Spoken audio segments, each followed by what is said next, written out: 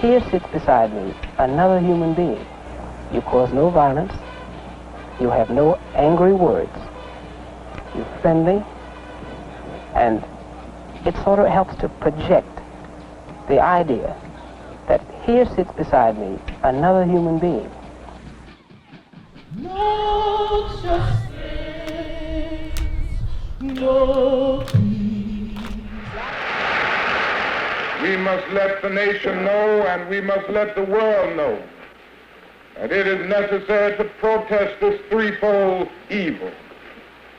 The problem of the denial of the right to vote, to police brutality, that we continue to face and faced in its most vicious form last Sunday. Don't shoot! Don't shoot!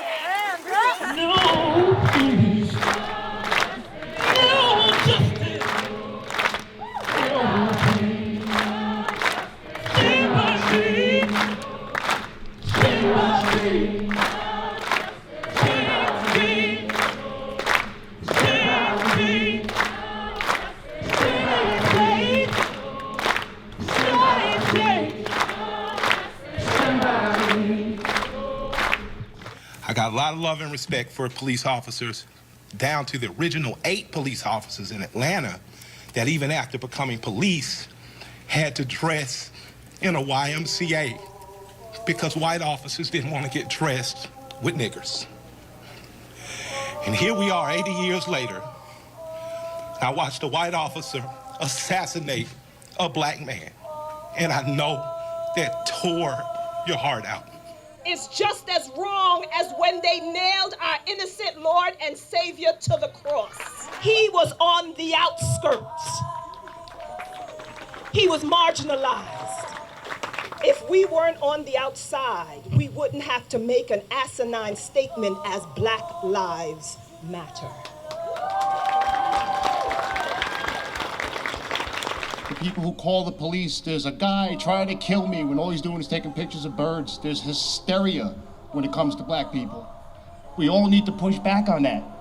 You have to remove from your mindset that because we are of an indelible hue, that makes us less than or different than. We are people. 99% genetically the same. So that's why children are burning to the ground. They don't know what else to do. And it is the responsibility of us to make this better. Right now, we don't want to see one officer charged. We want to see 4 officers prosecuted and sentenced. We don't want to see targets burning. We want to see the system that sets up for systemic racism burnt to the ground. It's the reality. There's racism in the housing market. There's racism in the credit market. There's racism in the auto industry. It's just all over the place. It's almost like we're set up to fail. I'm 49 years old and I still feel like I need to justify what I'm doing here. We're telling you how we feel. We are telling you what we're experiencing. I have been told on multiple occasions that I was pretty for a black girl. Putting down a whole race to flatter me is not a compliment. Why can't I just be pretty for a girl? On the 4th grade, my son was told by a girl in his class that black and white people aren't supposed to be married nor have kids. My son called her a racist and we got called into the principal's office. Last year, I had a video of boys on the baseball team screaming F niggers repeatedly. At first, I tried talking to a senior on the baseball team about it to see if there was a way to address the racial culture on the baseball team. Everyone knows about it. But instead, I was harassed and intimidated by members of the team every day for the rest of the year. They forced me into silence, but I still want my justice. I will not be silent anymore. While going to work, my husband has been stopped 11 times in 1 month. Countless of times guns have been drawn on him, on my brother-in-law, on my family. Learn our history, and then have a conversation with our neighbor. Everybody got a chance to see something that we see all the time and that we know all the time.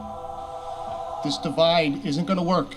That it is your duty not to burn your own house down for anger with an enemy. It is your duty to fortify your own house so that you may be a house of refuge in times of organization. And now is the time to plot, plan, strategize, organize, and mobilize. It is time to beat up prosecutors you don't like at the voting booth. It is time to hold mayoral offices accountable, chiefs and deputy chiefs.